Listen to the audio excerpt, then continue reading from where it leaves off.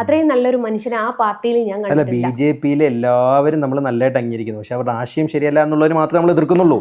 വർഗീയതയോട് സന്ധി ചെയ്യുന്നതിനെ എതിർക്കുന്നുള്ളൂ. മനുഷ്യനെ മനുഷ്യനായി കാണാതെ മതം മാത്രം കലർത്തുന്ന ഒരു രീതിയിലേക്ക് പോകുന്നുണ്ട്. സുരേഷ് ഗോപിനെ ആർക്കെങ്കിലും ഇഷ്ടക്കേടുണ്ടോ? പുള്ളി ചെയ്യുന്ന ചാരിറ്റി, പുള്ളി ചെയ്യുന്ന പ്രവർത്തനങ്ങൾ, പുള്ളി ചെയ്യുന്ന എല്ലാ കാര്യങ്ങളോടും നമുക്കിഷ്ടമാണ്.